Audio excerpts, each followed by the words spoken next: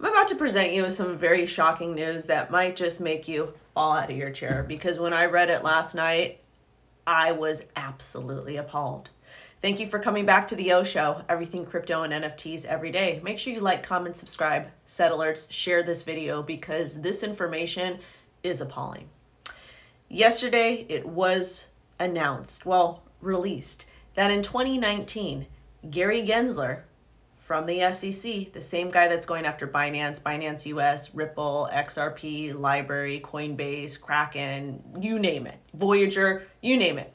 He, in 2019, applied to be an advisor at Binance. Yes, one of the same companies he is going after. Gary Gensler in 2019 applied to be an advisor for Binance. And let me read you a clip here.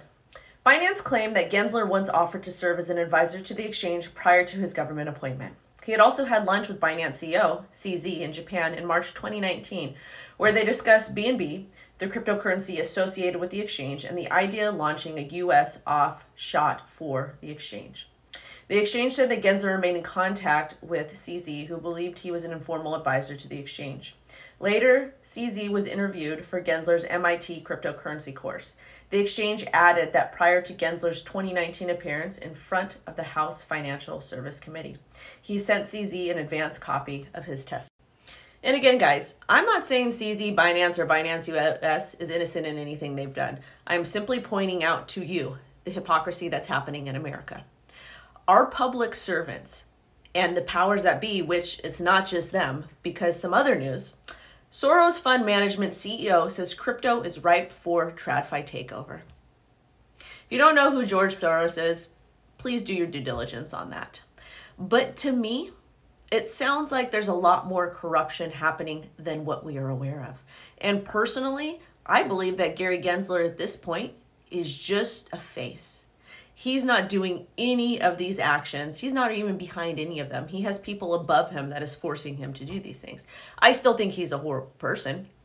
I wouldn't be able to do that. I wouldn't be able to take a check to destroy millions of lives, entrepreneurism, and the American dream, but he is. And the fact that somebody that has so much influence in the US, somebody affiliated with them, is saying something like this, it just indicates to you what we're saying, what is going to happen. In America, they want to absolutely decimate the crypto asset industry. Instead of giving us clear guidelines, they would rather restrict us. They would rather have third parties come into your homes and tell you what you can and can't do with your money, because these people refuse to give you any sort of guidelines since 2017. And the reason why I'm using 2017 is because that's how long I've been in this industry. We've had committees and meetings and this and that. Nobody's done anything. And why don't you think they've done anything? Why do you think that China is a lot more advanced than we are when it comes to crypto assets? US doesn't have a CBDC put into place, even though China does. We don't even know. We can't even define what a crypto asset is, whether it's a security or not a security. And you see how that becomes a little bit problematic? But have no fear. The public servants have your best interest. And these people just get recycled, recycled, recycled. I'm also going to point out some hypocrisy happening over here when it comes to FTX and Binance. Wait for it. This one's great. Another former CFTC commissioner is pivoting to a role outside of the crypto industry. Mark Whitten, a former acting chair who went on to be one of Sam Bankman-Fried's top advisors in Washington and FTX, is now a senior advisor at Potomac Global Partners. Why isn't this guy being questioned? Why isn't this guy that was very closely affiliated with Sam Bankman-Fried, why isn't he in any sort of trouble? Why does he continue to get to live his life and actually get hired by another big company? Why is this okay? Well, that's because it's FTX. And FTX had their hands in a lot of different people's pockets, okay? In addition to that, FTX, Sam Bankman-Fried, I don't even think it was Sam, it was probably his parents and the people above him, they created some crypto guidelines that they wanted to institute as law that basically destroyed DeFi, your ability to own your assets, privacy, all of that stuff when it came to the crypto asset industry, including Bitcoin. But that bill wasn't able to get pushed through, or even that idea, because Sam got caught and FTX collapsed.